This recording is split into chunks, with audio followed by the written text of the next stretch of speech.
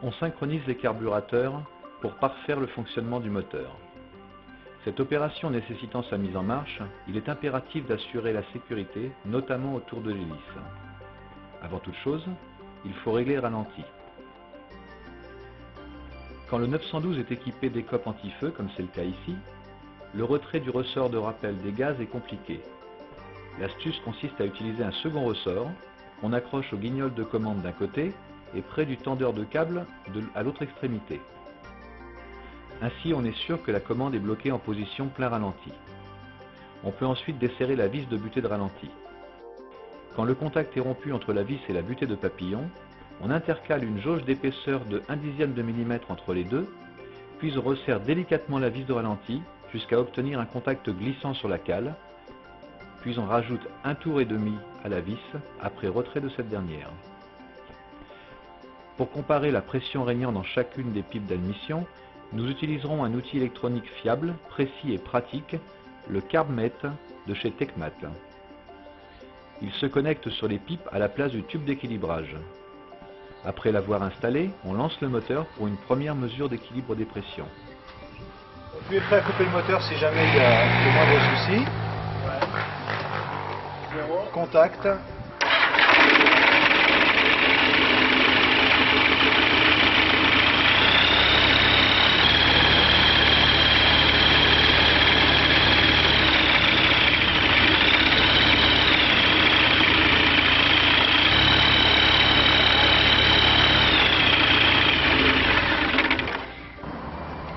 Donc maintenant c'est la partie où on règle la tension des câbles pour obtenir l'équilibre des carburateurs.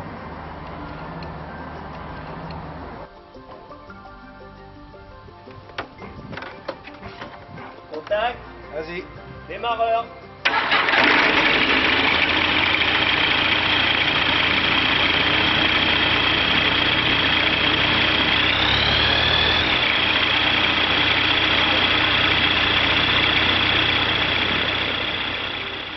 Si l'opérateur est aguerri et sûr de lui, il peut intervenir sur un moteur en fonction.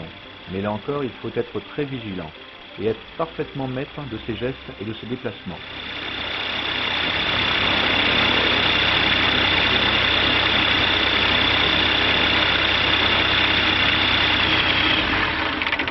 C'est nettement mieux.